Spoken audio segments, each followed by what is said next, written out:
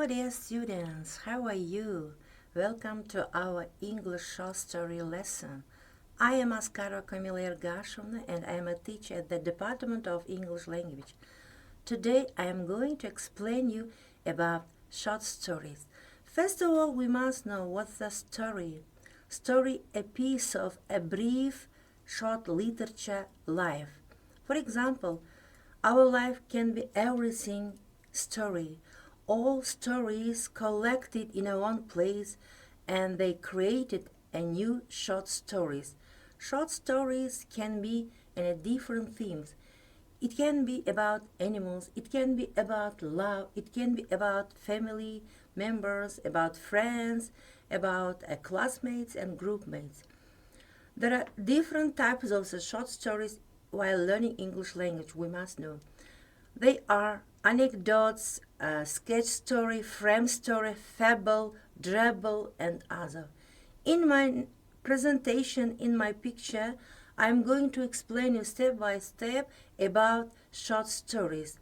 First one is anecdotes. We know from our childhood life, about our life, anecdotes full of interesting and funny. Anecdotes is very something interesting and amusing about while listening about the anecdotes, and often anecdotes are used to illustrate, support a point in an essay, and they are very short, and but they have no specific limit. When I was a little girl, my grandfather told me anecdotes about her life, and it was very funny for me. Every time I remind my grandfather's anecdotes who told me when I was a little girl. Next one is drabble. What is a drabble, dear students? Drabble is an exceptionally a piece of fiction, and usually exactly was at least 100 words, and all time of drabble is full of extreme brevity and a lot of tests in the drabble. The especially author's skills at expressing himself or herself. Okay, next is fable.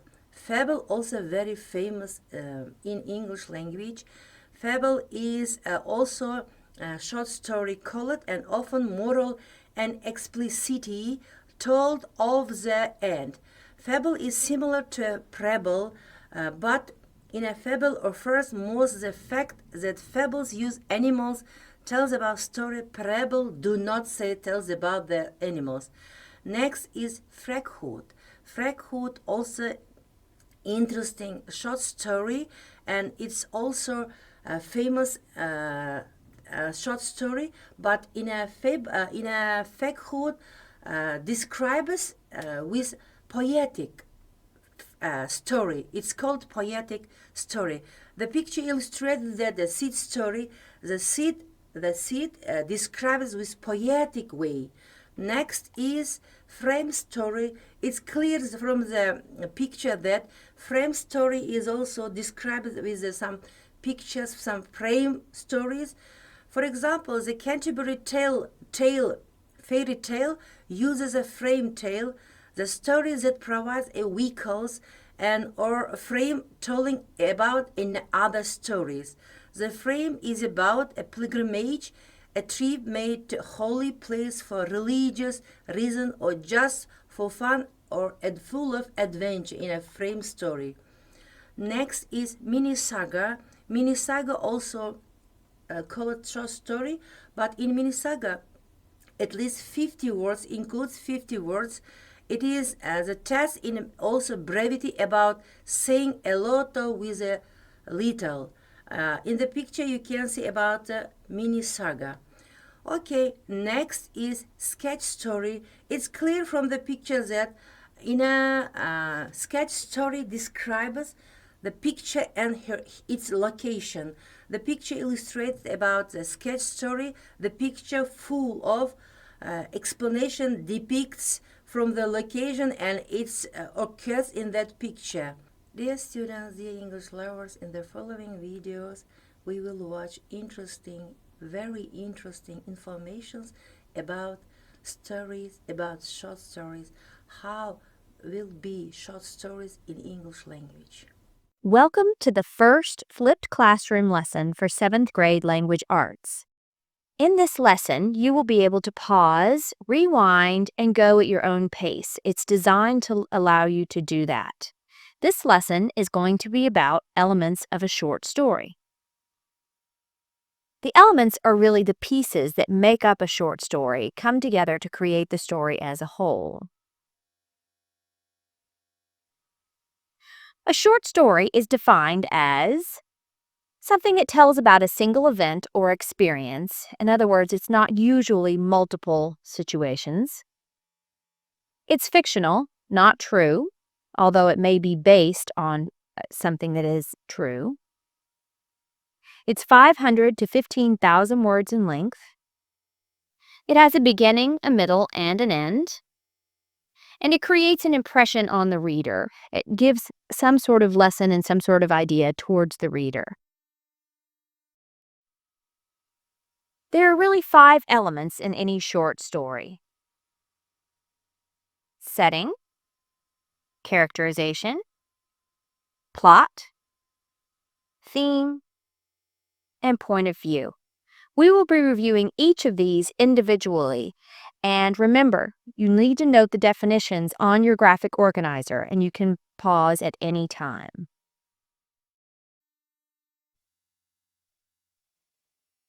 The first element we're going to discuss is setting. Setting tells the reader where and when the story takes place. For example, the setting of The Lion King would be the African savanna, probably present day, whereas the setting for Hunger Games is America, but a long time in the future. So setting really has a time and a place. If you were talking about the setting for Little House on the Prairie, that would have been in the 1800s in the United States.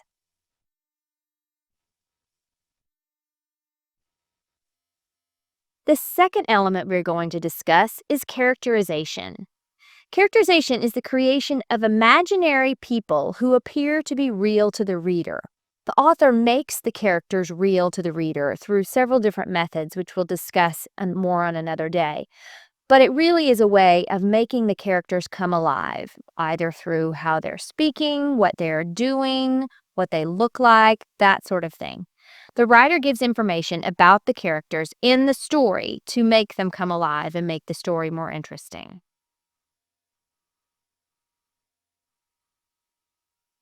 The third element we're going to be discussing is plot. Plot is really a series of events in which the writer reveals what is happening, to whom, and why. So the plot is really the little events in the story that lead up to make the story. We're going to discuss more about plot in a little while.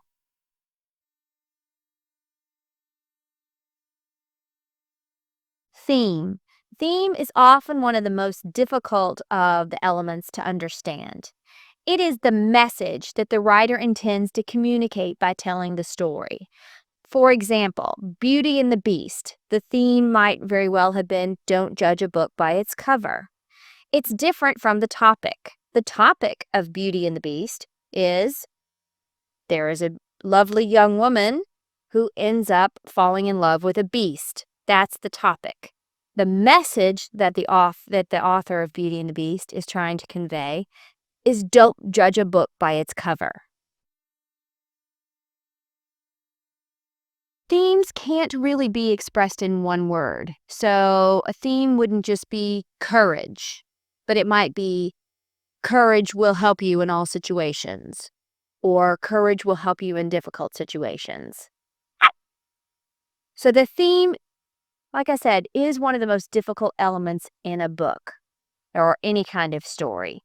A theme of Toy Story, for instance, might be that friendship can conquer all things. So we will be discussing theme at length as we go through all of our stories. And the last element is point of view. It's the position of the narrator of the story and what the writer sees from that vantage point. For instance, it could be a first-person story, whether it's written from the perspective of I, I went to the store. I picked up a sandwich. That's first person. Or it could be from the perspective of third person. He went to the store. He picked up a sandwich. He fell on his way out the door. That really actually is important, what point of view it's written from, because the author can reveal information or hold information back based on that point of view. And it really is a device that the authors can use to really make the story more interesting. So it's easy to identify, it's easy to tell which one is which, but it's not quite as easy to figure out why an author would use one or another.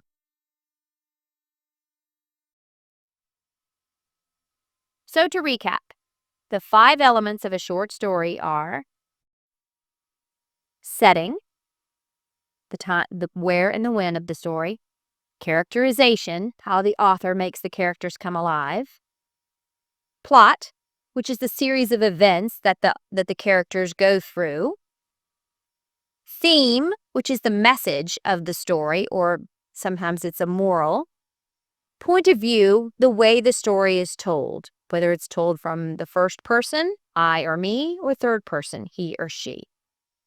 These 5 elements make up the short story. However, one of the elements, plot, has some elements of its own. Plot, in particular, has some pieces to it as well that we will be learning about and going into more detail about this year. Plot has 4 elements. Exposition, which is a word you may or may not be familiar with, conflict, climax, and resolution. There are also a couple of other things in there which we will discuss, but these are the parts of the plot. And remember, the plot is an element of the short story. These are the elements of plot.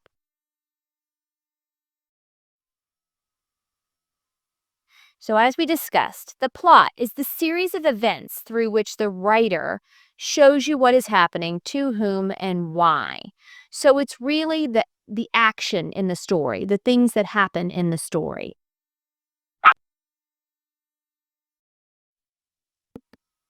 Plot can kind of be diagrammed on a plot diagram. You may have done this last year. In a plot diagram, the exposition is the part that really sets up the story. The rising action is the series of conflicts as the story builds. The conflicts are all part of the rising action. The climax is the part of greatest tension in the story. It's kind of the turning point. It's the part of the most excitement, and it's not always easy to tell, but it's the part of most excitement after which everything changes in the story. The conflicts are resolved. The falling action comes after the climax and is when things start to fall off a little bit. It kind of tells you what's happened after the climax. And the resolution is how all of the conflicts have been resolved in the story. Sometimes they're solved, sometimes they're not, but it is really the way the story is wrapped up, the resolution. So in particular, exposition, it sets the stage for the story. It often contains setting or characterization. So usually in the exposition somewhere will be the setting of the story. It can be sometimes just in the first couple of lines. And it will have a little bit of introduction about the characters. So the characters will also be developed throughout the story, but in the beginning it tells you a little bit about those characters. That is the exposition and the beginning of the story.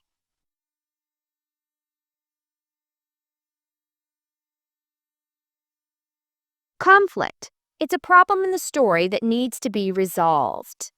There can be more than one conflict in the story, and we'll discuss the different types of conflicts as we come along, but it's really the problem that needs to be solved. The rising action is the series of conflicts or events that engage the reader, that move along the action, that kind of get you to where the conflicts are resolved. So it's really the series of conflicts along the way. The climax is when the action comes to its highest point of conflict. So everything is kind of built to this one big point, and everything is very tense, and you're not exactly sure what's going to happen next. That's the climax. That's the climax when things right afterwards then will become resolved. Falling action are the events that occur after the climax. It's usually a wrap-up.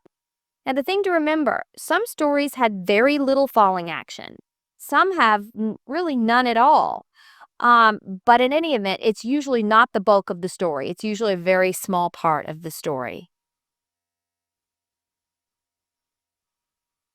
And finally, there's the resolution.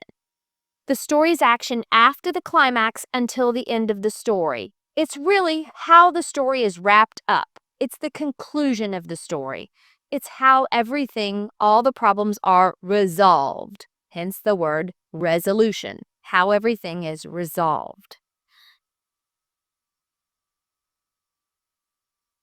So the elements of plot are exposition, rising action, conflict, climax, falling action, and resolution. On the back of your graphic organizer, I would like for you to draw and label a plot diagram with all of the parts, with the exposition, the rising action, the conflict, the climax, the falling action, and the resolution. Feel free to rewind if you need to find the information in the presentation. Good luck! Dear students, that was about short stories about stories, and watch and enjoy. Bye bye.